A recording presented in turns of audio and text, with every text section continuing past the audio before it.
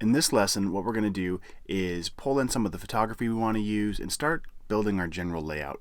So first things first, what I typically do is I'll open up Safari or Chrome or whatever happens to be the browser of choice for that week, and I'll usually do a Google search. So in this case, we're just going to look for a band poster, and then I'll choose images up here on the top. So I just want to see all the images available, and you can see right away that there are a ton of really creative band posters, which is part of the reason why we're doing this in our first exercise. It's something fun. It's something that will teach you how to use brushes, textures, typography, photography, and use all these different pieces to create something fun that you enjoy.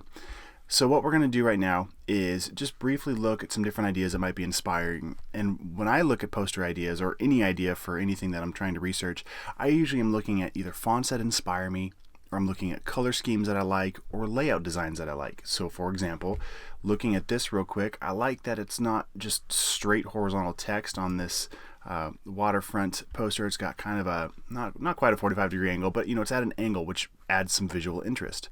This Linkin Park poster, I like the color, and I like that the guys are kind of cut out. So what I'm going to do is things that when I find something I like, I either do one of a couple things. I'll either right click and I will save the image to like an ideas folder. So if I come in here and I'll make a new folder, and I'll just call it ideas, I'll hit save. Or what I can do is I can click and just drag an image straight over the Photoshop icon in my dock, hover until it comes up, hover until it comes back there, and then let go, and I dropped it right into my workspace. Now in Photoshop, the way you can scale things up, the shortcut is Command T or Control T on a PC.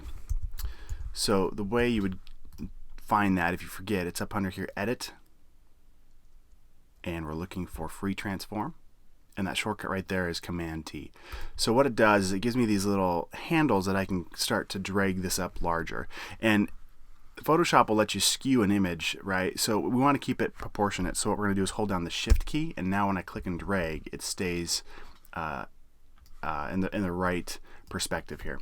So when I get it where I want it, I can hit the Enter key, or I can hit this little check mark up here to finish my transform. And I'm just going to start building in a bunch of layers here into this poster file, just to start getting some ideas and things I can work with. So I'll come back over here to Safari, and let's just kind of see what else we've got here. Things that inspire me. This Mumford & Sons, I kind of like how they've got this illustrative instead of a photographic poster. I like the illustration behind it. So I'm going to right click, I'll save image as, and I'll throw it in that ideas folder so I can refer to it later. Usually I'd work one way or the other. I'd either save it into that folder, or I would click and drag and drop it right into Photoshop for me to work with later. And I let go too soon. Let me try that one more time. Click and drag, hold, bring it back. Okay, so we could spend a lot of time researching and grabbing a lot of things. So what's best practice, at least for me, is almost to literally set a timer for maybe 10 minutes. Otherwise, you can start to get overwhelmed with the possibilities and what you could do, and all of a sudden you lose your entire day just looking for images or just trying to find inspiration for different things. There's one I saw earlier. Oh, here it is. I really like this. I don't know. I just thought it was really cool. So I'm going to click on that. Right click. Oops. Save image as. We'll throw it in that folder so I can refer to it later if I need to. And in this case, I'm just going to throw it right into Photoshop. There we go. Command T, and then I'm holding down the Shift key, and I'm also holding the Alt key. By holding down the Alt key, let's see, if I just hold down the Shift key, it anchors it to the top left, but if I hold down the Alt key, it scales out from the center. So I don't know, it's just faster. It helps me scale it up faster. I'll hit Return, or actually in this case, my Enter key. Okay, and now you can see on the right, I've got my layers. I'm going to Shift click.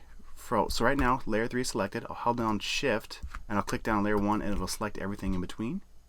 And then I'm going to hit this little folder icon down here. And what that's going to do is put it into a folder.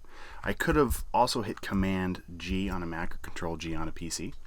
And now I've got my group, and I can double click on this, and I'll just give it a name. It's really good to keep your file organized. We'll call it Ideas. Okay, and then now's a really good time to save. So Command S, Control S on a PC. Always save your work. It should be like a nervous twitch that just happened so you don't lose anything. All right, so the reasons why I like these, this blue color was inspiring. I also liked the, just, I don't know, the organic nature of this is creative. This Mumford & Sons, again, I liked how the high contrast of this darker illustration against the white background. And then this Lincoln Park image here, I'm just going to drag this up a little bit so I can see it. I liked that they've got, if you look closer, the guy, so this blue triangle that kind of interacts, these layers merge together to kind of color them. And I think we're going to probably take that approach on this poster. So what I'm going to do now is I'm going to go ahead and turn off that ideas, and we're going to pretend you'll have this photo in your assets file that I'll provide for you. But I'm just going to drag this image. We're going to pretend like this is an artist that's coming to a venue here, and we've got to make a poster for him. You can find this image in your downloads, or this is on a website called Pexels.com, so PEXELS.com, and he's right here. So what we could do is click on it and then click free download, and then it'll bring up to this window. I could right click and then save image to downloads. Okay, so I've got that one, and then I've got a couple other photos that I found in Pexels.com that were inspiring that might work for this project. We've got some guitars, and then we've got this soundboard here. So what I'm going to do with these, same deal. I'll right click, I'll save image to downloads. I'll click on this one, right click, save image to downloads. So I'm starting to gather all my assets, okay? So we've brought him into our workspace, and now what we're going to do is in the next lesson, we're going to cut him out or isolate this photo. So we'll crop him out, and that's one of the between layers, using layers in Photoshop and making really good selections. Those are the two probably most critical skills you'll learn in Photoshop, because once you master those, you can really do just about anything and composite anything together. So we're going to go ahead and shut this down for this lesson, and the next lesson we'll dive into making selections and starting to work with all these assets we've started to collect.